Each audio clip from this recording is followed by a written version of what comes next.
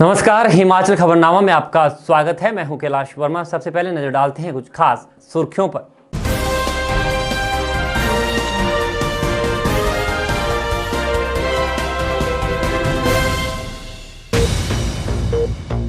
राज्यपाल बंडारू दत्तात्रेय और मुख्यमंत्री जयराम ठाकुर ने शिमला के खिलाड़ी पीयूष शर्मा को राष्ट्रीय पैरा टेबल टेनिस प्रतियोगिता में कांस्य पदक जीतने पर दी बधाई।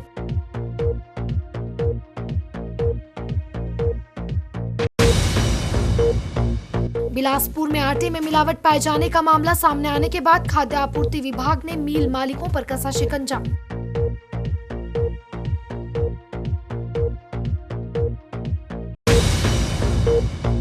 निजी बस ऑपरेटर्स ने प्रदेश सरकार से टोकन टैक्स माफ करने की मांग न मानने पर आत्मदाह की दी चेतावनी।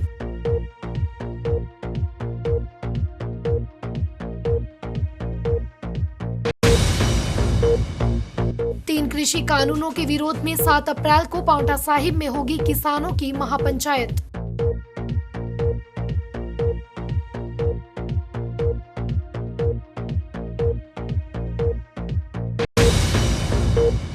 कोरोना के बढ़ते मामलों को देखते हुए जिला सिरमौर में भी नो मास्क नो सर्विस के आदेश लागू।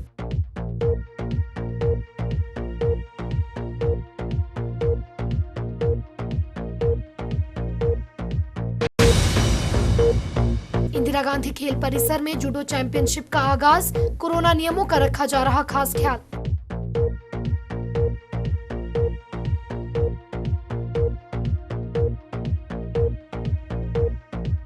सुर्खियों के बाद अब खबरें विस्तार से। मुख्यमंत्री जयराम ठाकुर ने जिला मंडी में दिवंगत राम स्वरूप शर्मा को पुष्पांजलि अर्पित की। इस अवसर पर मुख्यमंत्री ने कहा कि राम स्वरूप शर्मा एक समर्पित पार्टी कार्यकर्ता थे, जिन्होंने पार्टी को जमीनी स्तर पर मजबूत बनाने के लिए सदैव निष्ठा और प्रतिबद्धता से कार्य किया। उन्होंने कहा कि राम स्वरूप शर्मा का इस विधानसभा क्षेत्र के लोगों के साथ विशेष लगाव था और वह हमेशा लोगों के कल्याण के लिए चिंतित रहते थे। राम स्वरूप शर्मा ने मंडी शहर के संतुलित और योजनाबद्ध विकास सुनिश्चित करने के लिए इस शहर को नगर निगम में स्तरोन्नयन करने के लिए कड़े प्रयास किए थे। इस अवसर पर दिवंगत आत्मा की शांति के लिए 2 मिनट का मौन भी रखा गया। मुख्यमंत्री जयराम ठाकुर ने जिला मंडी में दिवंगत रामस्वरूप शर्मा को पुष्पांजलि अर्पित करते हुए कहा कि यह रामस्वरूप शर्मा की छवि के कारण ही संभव हुआ है कि उन्होंने लोकसभा चुनावों में 4,05,000 मतों के रिकॉर्ड अंतर से जीत दर्ज की, जो मंडी विधानसभा क्षेत्र के लिए भी अपने आप में एक कीर्तिमान है। उन्होंने कहा कि रामस्वरूप शर्मा की मंडी विधानसभा क्षेत्र के विकास में अहम भूमिका थी। उनकी कमी प्रदेश को हमेशा महसूस होती रहेगी। रामस्वरूप शर्मा जी के कॉन्ट्रीब्यूशन एक सांसद के नाते हर विषय को लेकर के बोलना, मीडिया के साथ सक्रिय भूमिका सौहार्दपूर्ण माहौल में बात करना, ये उनका बहुत बड़ा एक जो है उनका स्वभाव का एक हिस्सा था। मंडी में लोकसभा के सांसद बनने के बाद अब की बार जब इस कॉरपोरेशन के सिलसिले में बातचीत चली, मैंने उनसे पूछा कि क्या करना चाहिए, बनाना ही चाहिए। हमने कहा बहुत सारे लोग पक्ष में हैं, लेकिन बहुत सारे लोग पक्ष में नहीं है। लेकिन पक्ष और विपक्ष का विषय नहीं है, लेकिन उन्होंने एक बात कही कि आज नहीं होगी कॉर्पोरेशन तो कब होगी। लोगों की भावनाएं हैं, लोग चाहते हैं कि मंडी कॉर्पोरेशन बने, मंडी बड़ा शहर हो गया। और मैं सांसद के रूप में यहाँ पर जाता हूँ, गलियों में भी घूमता हूँ, लेकिन यहाँ जाकर के जब मैं देखता हूँ बहुत सारी ऐसी समस्याएं हैं जिनका समाधान कॉर्पोरेशन के बाद ही संभव है। और इसलिए आपसे मेरा आग्रह है कि भले ही थोड़ा बहुत विरोध होगा, लेकिन ये काम करना ही है, करना ही है। और ऐसे में हम आगे बढ़े सब साथियों से चर्चा करने के बाद कॉर्पोरेशन बनने के बाद कि सही मायने में मंडी शहर वालों को लगा, ऐसा उन्होंने कहा कि उनकी भावनाओं का सम्मान होना है, कि जिन भावनाओं को लेकर के वो वर्षों से जाहिर करते रहे, लेकिन सुनी सब लोगों ने, मानी नहीं। लेकिन अब की बार उनको लगा कि अपना मुख्यमंत्री यही होता है जिन्होंने भावनाओं का सम्मान किया। ये उनके भाव थे एग्जैक्ट मैं जो कह रहा हूँ, जो फोन पर जिस प्रकार से जिस दिन हमने इसका निर्णय किया। संयुक्त किसान मोर्चा 7 अप्रैल को पांवटा साहिब में किसान महापंचायत करने जा रहा है, जिसमें किसान मोर्चा के राष्ट्रीय नेता राकेश टिकैत सहित कई बड़े किसान नेता हिस्सा लेंगे। संयुक्त किसान मोर्चा से जुड़े किसान नेताओं ने शिमला में आयोजित प्रेस कॉन्फ्रेंस के दौरान बताया कि महापंचायत में विभिन्न किसान संगठनों से जुड़े हजारों किसान शिरकत करेंगे। किसान सभा के अध्यक्ष कुलदीप तनवर ने कहा कि महापंचायत के जरिए किसान संगठन केंद्र सरकार पर 3 नए कृषि कानूनों को निरस्त करने और 23 फसलों के न्यूनतम समर्थन मूल्य तय करने का दबाव बनाएंगे।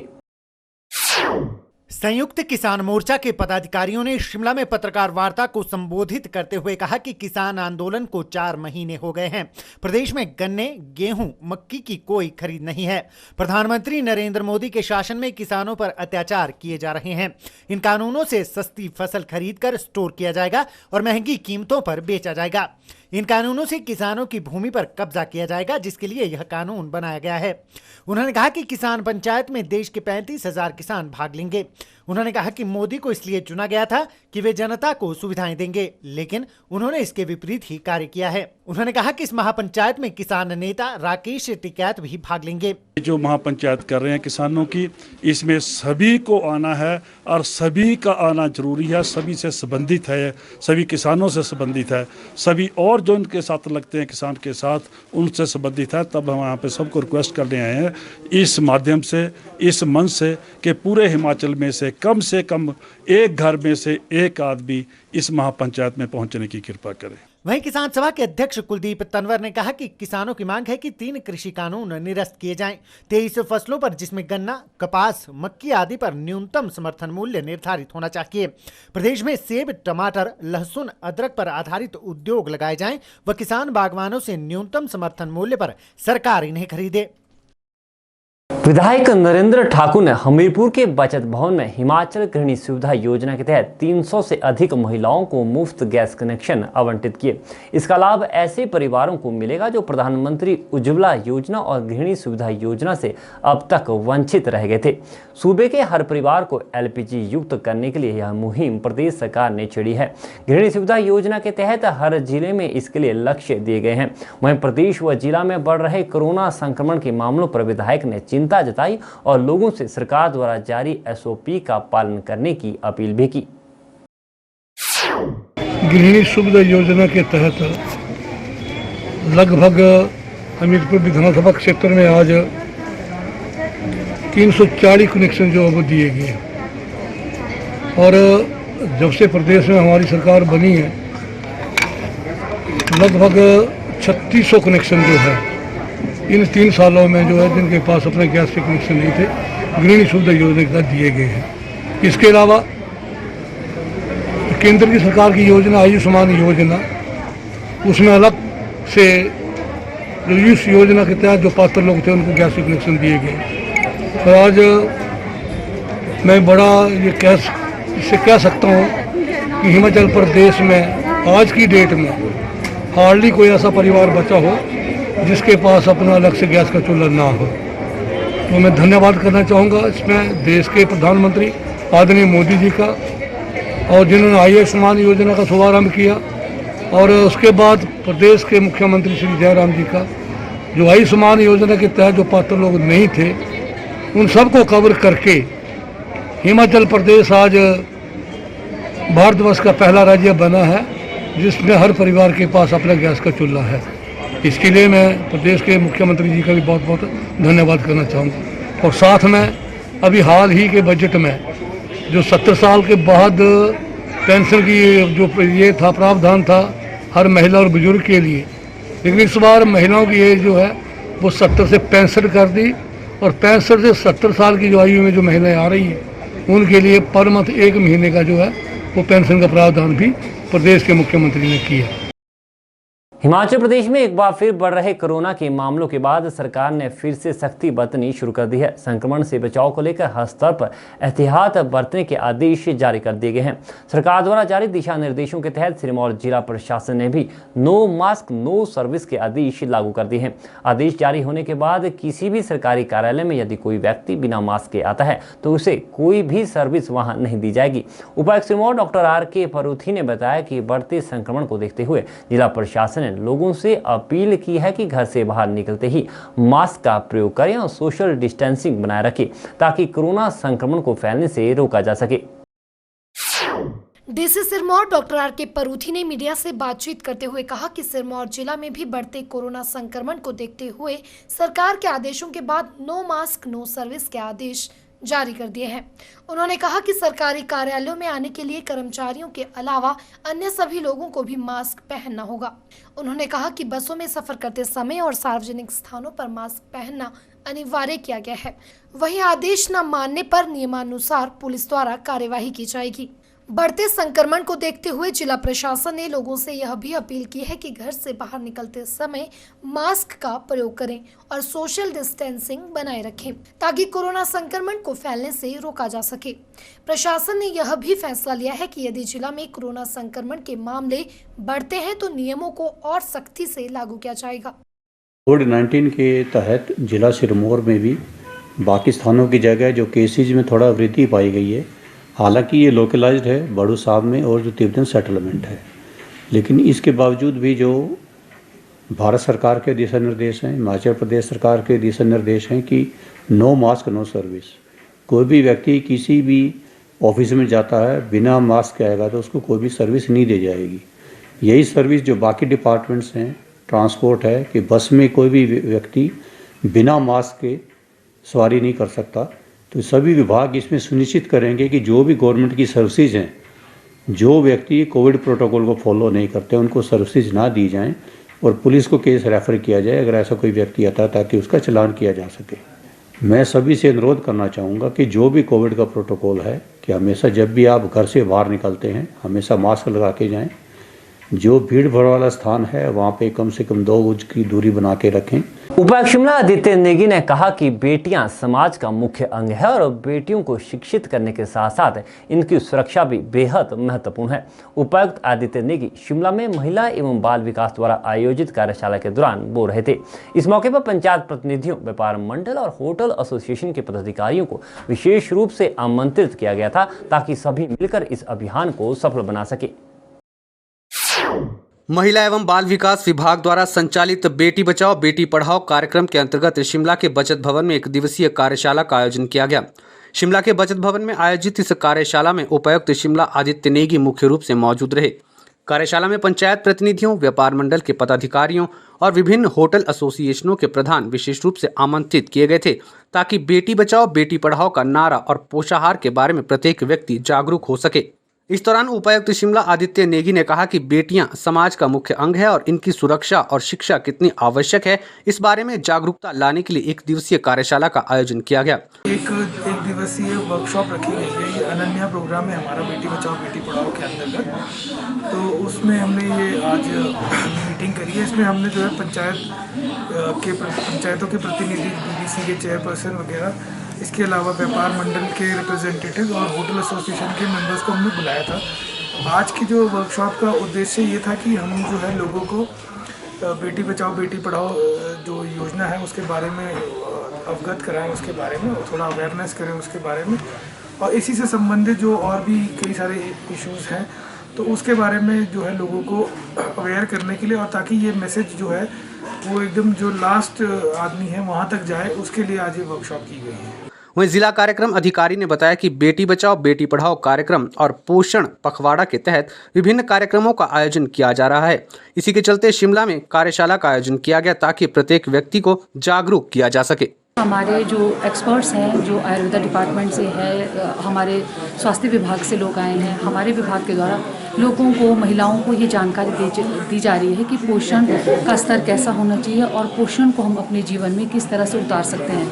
अच्छी डाइट, एक बैलेंस डाइट होनी चाहिए, और जो हमारे पुराने और पारंपरिक हमारे व्यंजन हैं जिसमें पौष्टिकता से वो भरपूर थे, उनको भी डिस्प्ले किया गया है ताकि उनके माध्यम से लोगों को जानकारी है कि जो हमारे प्राचीन व्यंजन है वो बने रहें और उनकी पौष्टिकता भी बनी रहे। साथ ही हमारे हर आंगनवाड़ी स्तर पर बच्चों का वजन भी लिया जा रहा है, जिसमें हम बच्चों की ग्रोथ मॉनिटरिंग भी कर रहे हैं, और साथ ही साथ पंचायत स्तर पर लोगों को ये बताने का प्रयास किया जा रहा है कि पोषण कितना महत्वपूर्ण है, और साथ ही साथ बेटी बचाओ बेटी पढ़ाओ कार्यक्रम दोनों एक दूसरे के अनुरूप है। ये कार्यक्रम पूरे आंगनवाड़ी स्तर तक चलाए जा रहे हैं।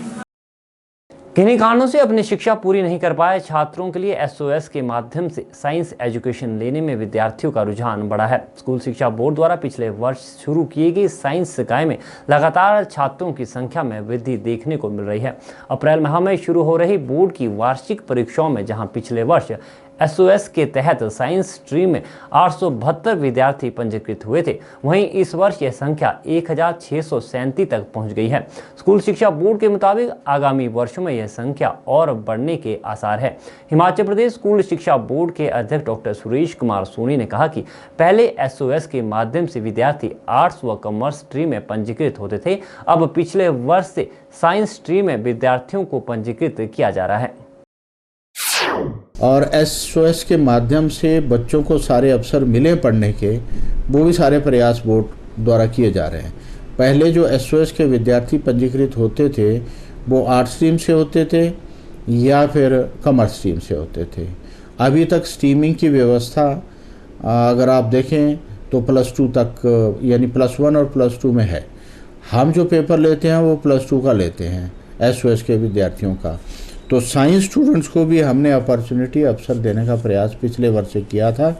तो पिछले वर्ष हमारे पास 872 थे साइंस स्टूडेंट्स और इस साल हमारे पास ये दुगनी संख्या हो गई है, यानी 1637 विद्यार्थी हमारे पास साइंस में रजिस्टर किए हैं।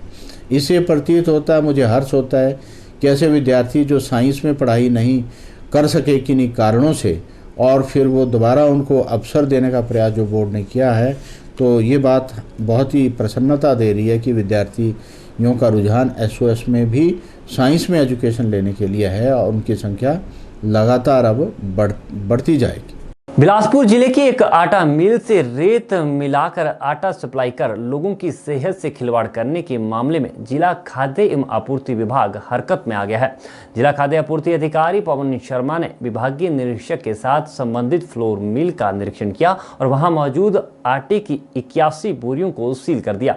विभाग ने आटे के सैंपल भी जाँच के लिए भेजे हैं। विभाग की इस कार्रवाई से आटा मिल मालिकों में हड़कंप मच गया है।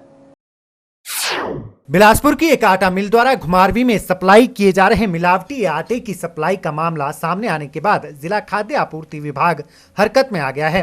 इसी के चलते जिला खाद्य आपूर्ति विभाग अधिकारी पवन शर्मा ने विभागीय निरीक्षक के साथ मिलकर औद्योगिक क्षेत्र बिलासपुर स्थित आटे की मिलों का निरीक्षण किया और वहां पर मौजूद आटे की 81 बोरियों को सील कर दिया ताकि संबंधित आटा मिल मालिक इस आटे को बेच ना सके।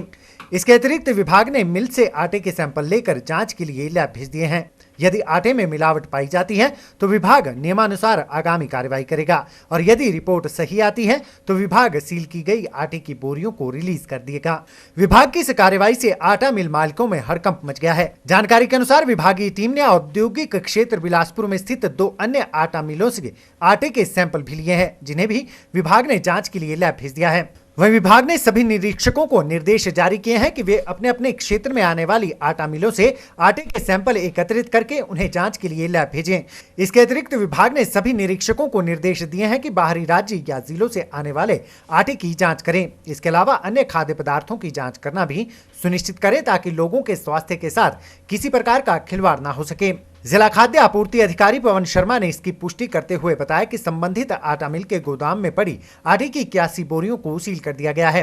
उन्होंने बताया कि विभाग ने बिलासपुर मुख्यालय पर स्थित तीनों आटा मिलों से आटे के सैंपल एकत्रित कर इन्हें जांच के लिए लैब भेज दिया है। आटे के सैंपल फेल पाए जाने पर विभाग नियमानुसार आगामी कार्रवाई करेगा। इसमें हमने सभी इंस्पेक्टर्स को निर्देश दे दिए हैं कि जिसकी जुडिक्शन में जो भी मिल है वहाँ से सैंपल ड्रॉ किया जाए। इवन गाड़ियाँ जो बाहर की मिलों से आ रही है उनके भी सैंपल ड्रॉ किए जाए। और मैं खुद इंस्पेक्टर सदर के साथ यहाँ जीवन फ्लोर मिल में और अंबिका फ्लोर मिल में और होलसेल में भी जाऊँगा, वहाँ से सैंपल ड्रॉ कर रहे हैं और इसको स्पेशल मैसेंजर के द्वारा हम डायरेक्टरेट को एनालिसिस के लिए भेजेंगे। मतलब जी 81 बैग्स हैं ये सील हमने इस आधार पे किए हैं कि इनकी सैंपल हमने लिया है और अगर इनका सैंपल पास हो जाता है तो इसको फिर कंज्यूमर के लिए डिस्ट्रीब्यूट कर दिया जाएगा। इन केस अगर नहीं होता है तो फिर इसके लिए आगामी कार्रवाई की जाएगी। फिलहाल जब तक सैंपल की रिपोर्ट नहीं आती तब तक प्रभारी को निर्देश दे दिए हमने ये जो मिल मालिक है इनको निर्देश दे दिए कि इनको आगामी देश तक ना बेचा जाए। इवन गाड़ियाँ कोई आई हैं आटे की बाहर के मिल से तो उनके भी सैंपल ड्रॉ करके इमीडिएटली डिस्ट्रिक्ट ऑफिस को सबमिट करें ताकि हम स्पेशल मैसेंजर के द्वारा उनको डायरेक्टरेट में निदेशालय में जो है विश्लेषण हेतु भेजे जाए। और इसके लिए हम हर महीने सैंपलिंग भी करते हैं, क्योंकि डायरेक्टरेट से हमें एक सैंपल जो है आटे का कंपलसरी किया हुआ है और उसको भरते हैं। शिमला के पंजीकृत तह बाजारियों को जल्द ही आजीविका भवन में स्थानांतरित कर दिया जाएगा। हालांकि शिमला के लिफ्ट के समीप बन रहे आजीविका भवन का निर्माण कार्य अभी जारी है। नगर निगम की माने तो इस भवन का निर्माण कार्य 2 माह के भीतर पूरा कर लिया जाएगा। निगम आयुक्त आशीष कोहली ने बताया कि इस आजीविका भवन में 225 दुकानें बनेगी, जिनमें शिमला की पंजीकृत तह बाजारियों सहित तिब्बती मार्केट की कुछ दुकानों को भी स्थानांतरित किया जाना प्रस्तावित है।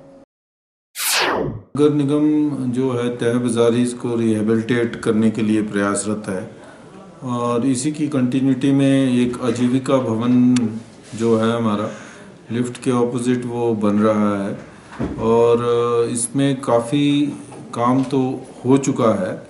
अंदर का इंटरनल फाइनल फिनिशिंग का काम चल रहा है और अंदर का काम चल रहा है, तो होपफुली शीघ्र 1-2 महीने के अंदर हम इसको पूरा कर यहाँ पर 224 टोटल जो शॉप्स हैं वो बन जाएंगी और इसमें 165 के आसपास हैं, जिसमें कि 75 के आसपास तिब्बतियंस हैं जो कि मॉल से जो लक्कड़ बाज़ार को रास्ता जाता है उस पर बैठ रहे हैं और ये सब लोग यहाँ पे रिहेबिलिटेट किए जाएंगे। जिला सोलन में भाषा विभाग द्वारा बीते माह आयोजित जिला स्तरीय लोक नृत्य प्रतियोगिता में जिला भाषा अधिकारी ने नियमों को तोड़ा है, जिससे स्थानीय लोक कलाकारों को ठेस पहुंची है। यह आरोप Himachal Pradesh music welfare association के अध्यक्ष व सरस्वती लोक कला मंच जयनगर के प्रधान रमेश राजपूत ने लगाए हैं। मंच का एक प्रतिनिधिमंडल इस पूरे मामले को लेकर उपायुक्त सोलन केसी चमन से मिला और जिला भाषा अधिकारी के खिलाफ उचित कार्रवाई करने के लिए मांग पत्र सौंपा। Himachal Pradesh music welfare association के अध्यक्ष व सरस्वती लोक कला मंच जयनगर के प्रधान रमेश राजपूत ने बताया कि भाषा अधिकारी द्वारा पहले नियम बनाया गया था कि जिला सोलन में आयोजित होने वाली प्रतियोगिताओं में केवल जिला के कलाकार ही भाग लेंगे, कोई भी बाहर से जिला सोलन में भाग नहीं ले सकता है। लेकिन जिला भाषा अधिकारी द्वारा विशेष आग्रह करके कंडाघाट के एक म्यूजिकल ग्रुप को प्रतियोगिता में बुलाया और ग्रुप को यह छूट भी दे दी कि वह अन्य जिलों के कलाकारों को भी प्रतियोगिता में शामिल कर सकते हैं। जब उन्होंने इसका विरोध किया तो अधिकारी ने कहा कि वह भाषा अधिकारी हैं और वह जो चाहेंगे वही होगा। रमेश राजपूत ने इस तानाशाही पर रोष व्यक्त करते हुए कहा कि अधिकारी द्वारा नियमों को तोड़ा गया है और सोलन के कलाकारों के साथ धोखा किया गया है, जिसके कारण उन्होंने विवश होकर उपायुक्त सोलन को भी शिकायत पत्र सौंपा है। उन्होंने उपायुक्त से मांग की है कि जिला भाषा अधिकारी के खिलाफ उचित कार्यवाही की जाए ताकि जिला के कलाकारों का भविष्य में शोषण न हो। साथ ही जिलाधिकारी ने जो प्रतियोगिता में धांधली की है उसकी भी निष्पक्ष जाँच होनी चाहिए। 24 फरवरी को जो हमारा जिला स्तरीय जिला भाषा अधिकारी द्वारा जो कार्यक्रम सोलन में हुआ था उसमें कुछ धांधली हुई थी, जिसमें हमारा जो क्रम संख्या 4 के द्वारा नियम को भंग किया गया था कि अदर जिला से जो कलाकार थे उनको यहाँ पर अनुमति दी गई और उन्हीं को ही फर्स्ट प्राइज दिया गया। तो हमें बड़ा खेद है इस बात से। हमने पहले भी लिखित रूप में कार्रवाई की है। इस संदर्भ में हम आज जो है डीसी साहब सोलन से मिले, जिसमें इन्होंने हमें बिल्कुल अपनी तरफ से एक आश्वासन दिया है कि इसके लिए उचित कार्रवाई की जाएगी। यदि कुछ दिनों में ये उचित कार्रवाई नहीं होती है तो हम जो है हिमाचल प्रदेश निदेशक भाषा विभाग से मिलेंगे। हिमाचल प्रदेश में फिर से कोरोना के मामले बढ़ने लगे हैं। ऐसे में लोगों को और अधिक सजग रहने और एहतियात बरतने की आवश्यकता है। प्रदेश के सबसे बड़े अस्पताल आईजीएमसी के वरिष्ठ चिकित्सक डॉक्टर राहुल गुप्ता ने नए स्ट्रेन की जानकारी देते हुए बताया कि नया स्ट्रेन कोरोना की पहली लहर से ज़्यादा तेजी से इन्फेक्शन फैलाता है। उन्हें बताया कि नए स्ट्रेन में वायरल लोड कम होने पर भी मरीजों को ज़्यादा प्रभावित करता है। ऐसे में लोगों को कोरोना से बचाव को लेकर जारी दिशा निर्देशों का सख्ती से पालन करना होगा। प्रदेश भर में एक बार फिर कोरोना संक्रमितों का ग्राफ बढ़ने लगा है। ऐसे में आईजीएमसी के वरिष्ठ चिकित्सक डॉक्टर राहुल गुप्ता ने बताया कि आईजीएमसी अस्पताल में कोविड व नॉन कोविड मरीजों का इलाज किया जाता है। उन्होंने बताया कि आईजीएमसी अस्पताल में कोरोना के मरीजों से निपटने के लिए पूरे इंतजाम किए गए हैं। उन्होंने बताया कि आईजीएमसी अस्पताल में कोरोना महामारी से निपटने के लिए पूरे इंतजाम किए गए हैं। उन्होंने बताया कि कोरोना से निपटने के लिए सबसे आवश्यक जन सहभागिता है। जब तक लोग सहयोग नहीं करते तब तक कोरोना से निपटना असंभव है। वहीं उन्होंने कोरोना के नए स्ट्रेन के बारे में जानकारी देते हुए कहा कि यह स्ट्रेन कोरोना की पहली लहर से भी ज्यादा तेजी से इन्फेक्शन फैलाता है। इसमें वायरल लोड कम होने पर भी मरीज को ज्यादा बीमार करता है। ऐसे में उन्होंने सभी प्रदेशवासियों से मास्क का इस्तेमाल करने, 2 गज की दूरी रखने और हाथों को बार-बार सैनिटाइज करने की अपील की है। जो पहली लहर जो आई थी, फर्स्ट वेव कोरोना की, उस दौरान जैसे जैसे केसेस हमारे पास बढ़ते गए थे, संख्या बढ़ती गई थी, तो तकरीबन 198 बेड का जो एक अलग से प्रबंध था इन पेशेंट्स को एडमिट करने के लिए वो किया गया था। तो उस दौरान 198 बेड जो हैं वो काफ़ी थे। हमारे पास मैक्सिमम एट ए टाइम 160-65 के करीब जो पेशेंट्स थे वो एडमिट रहे थे। तो सरकार के आदेशानुसार हमने वो वाले बेड जो हैं अभी भी अलग रखे हैं, तो लोगों को किसी भी तरह से घबराने की ज़रूरत नहीं है। पर हाँ, एक चीज़ अवश्य जो समझने की है, और सरकार भी, हिमाचल प्रदेश सरकार, भारत सरकार आपसे, पब्लिक से हमेशा ये अनुरोध करती रही है कि इंतज़ाम कितना है कितना नहीं है, सरकार तो आपके लिए काम करेगी ही करेगी, परंतु एक बात समझने की है कि जब तक इसमें जन सहभागिता, लोगों का सहयोग नहीं मिलता है, तो इस बीमारी को कंट्रोल करना जो है वो नामुमकिन है। और लोगों का जो सहयोग है वो मास्क का पहनना, 2 गज की दूरी रखना और साथ में साफ सफाई का ध्यान रखना।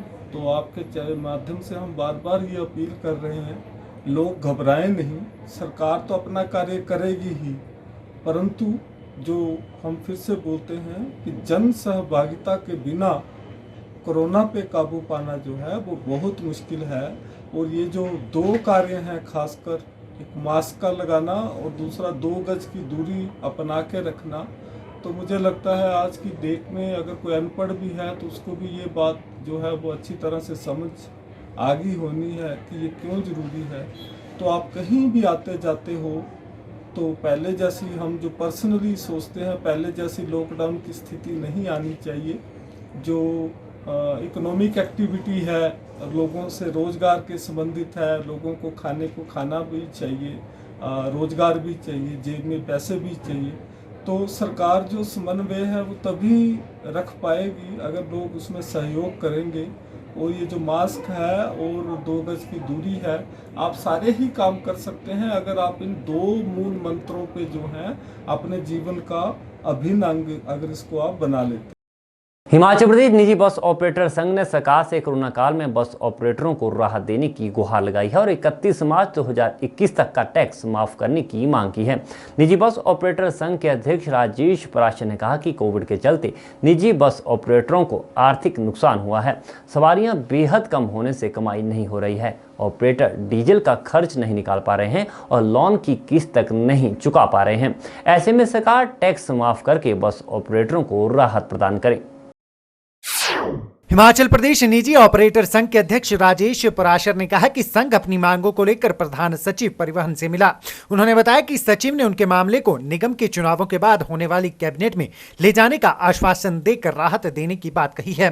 पराशर ने कहा कि कोविड काल में निजी बस ऑपरेटर ने भी अपनी सेवाएं दी हैं, ऐसे में उन्हें भी राहत दी जानी चाहिए। उन्होंने कहा कि अगर सरकार उनका टैक्स माफ नहीं करती है तो वे बस ही खड़ी कर देंगे व आत्मदाह करने को मजबूर होंगे। प्रधान सचिव के पंथ जी के आग्रह पे हमें बुलाया गया था। आज बड़ी विस्तार पूर्वक उन्होंने हमारी बात को सुना है। हमारी विशेष मांग जो चली आ रही है, कोविड से जो है निजी बस ऑपरेटर बहुत आहत है, बहुत मानसिक तौर पर, आर्थिक तौर पर वो बड़ी मुसीबत से गुजर रहा है। प्रदेश के अंदर कोई 70% के आसपास जो बसें खड़ी हैं, 30-35% चली हैं, जो चली भी हैं वो भी अपना खर्च पूरा ढंग से नहीं कर पा रही। तो हमारी विशेष मांग थी कि ऐसी विकराल परिस्थिति में हमारे को जो टैक्स की माफ़ी थी वो 31 जुलाई तक थी, उसे बढ़ाकर 31 मार्च 2021 तक किया जाए, क्योंकि हालात अच्छे नहीं हैं। बस ऑपरेटर के मदद नहीं करनी है तो कम से कम टैक्स और टोकन टैक्स में हमारे को राहत प्राप्त दे। और जो कैबिनेट में इन्होंने प्रिंसिपली सैद्धांतिक जो घोषणा की थी कि 2 लाख रुपए प्रति बस और टूरिज़्म को, होटल को जो है हेल्प करेंगे, वो घोषणा वो अभी तक इनकी पूरी नहीं हुई। अब 31 मार्च पूरी होने को है और 2-4 दिन पहले कुछ नोटिस हमारे शिमला के ऑपरेटरों को निकाल दिए कि आप टैक्स जमा कराओ। अभी तक तो खड़ी बसों की जो है इंश्योरेंस ख़त्म हो गई, बैंकों की किस्तें नहीं दी गई, टायर ख़राब है। इतनी बेकार स्थिति में लोग जो आत्महत्या करने पे, आत्मदाह देने के लिए तैयार हैं। बहुत से ऑपरेटर कि अगर हमारी बात नहीं सुनी गई, अगर ये टैक्स माफ़ नहीं होता, ये वापस बसें बंद हो जाएंगी और लोग जो है इस व्यवसाय से बाहर हो जाएंगे, सड़क पे आ जाएंगे और जो कर्ज सिर पे चढ़ा हुआ वो नहीं दे पाएंगे, तो मजबूरन और आत्महत्या और आत्मदाह करने के अलावा हमारे पास कोई जो चारा नहीं रह पाएगा। विशाल टैक्सी ऑपरेटर यूनियन ने शिमला ट्रैफिक पुलिस पर बेवजह टैक्सियों के चालान करने के आरोप लगाए हैं। टैक्सी ऑपरेटर का आरोप है कि बेम्बलोई की येलो लाइन पार्किंग में टैक्सी खड़ी करने के बावजूद भी पुलिस गाड़ियों के चालान काट रही है। टैक्सी ऑपरेटरों ने आरोप लगाया कि येलो लाइन में केवल निजी वाहनों को पार्क करने का हवाला देकर पुलिस ने टैक्सियों के चालान काटे हैं, जो तर्कसंगत नहीं है। पर्यटन नगरी शिमला में ट्रैफिक जाम की समस्या रोजाना देखी जा सकती है। इसका मुख्य कारण लोगों द्वारा जगह जगह बेतरतीबी गाड़ियां पार्क करना भी है। जाम से निपटने के लिए शिमला में भिन्न भिन्न जगहों पर येलो लाइन पार्किंग का भी प्रावधान किया गया है, ताकि लोग अपने वाहन येलो लाइन के अंदर पार्क कर सकें।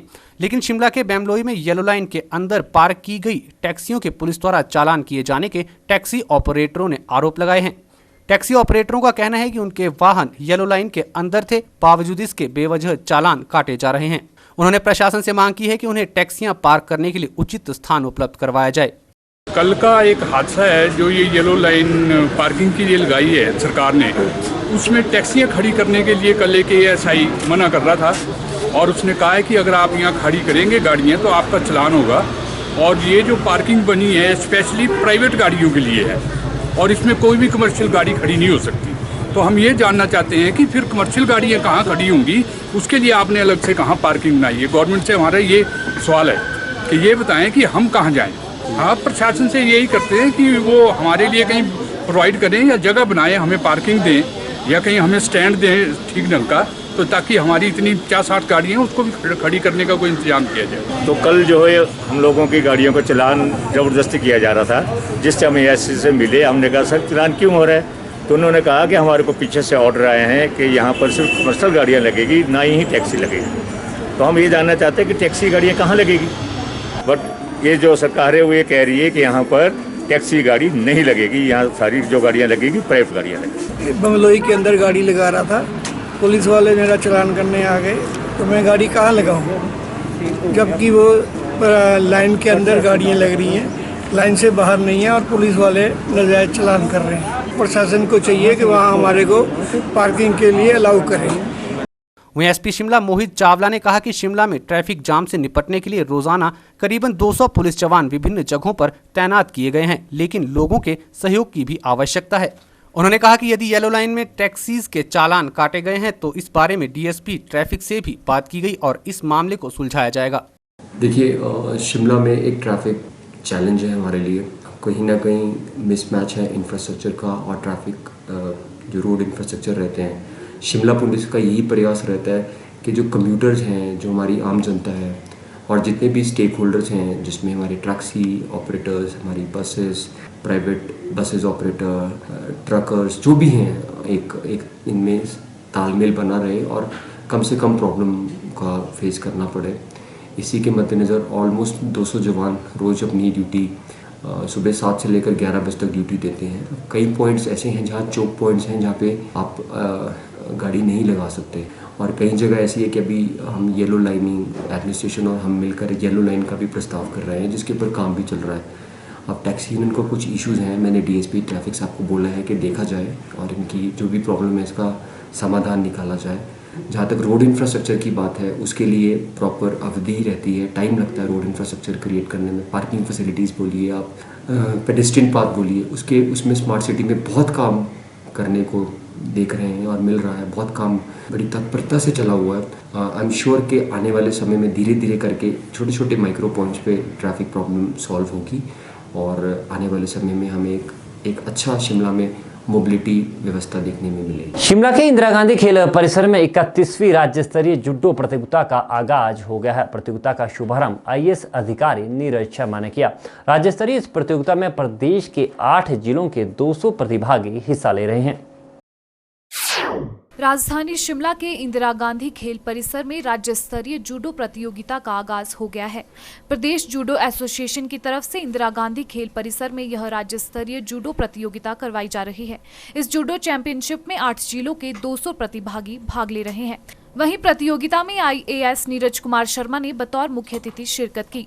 वहीं प्रदेश जूडो एसोसिएशन के महासचिव रमेश चौहान ने बताया कि इस जूडो चैंपियनशिप में 8 जिलों के 200 प्रतिभागी भाग ले रहे हैं। इस प्रतियोगिता में कोरोना से बचाव के सभी तय मापदंडों का सख्ती से पालन किया जा रहा है। उन्होंने कहा कि जो बच्चे इस प्रतियोगिता से चयनित होंगे, उनका चयन राष्ट्रीय स्तर की प्रतियोगिता के लिए किया जाएगा। उन्होंने कहा कि इस तरह की प्रतियोगिता करवाने का मकसद बच्चों को नशे से दूर रखना है।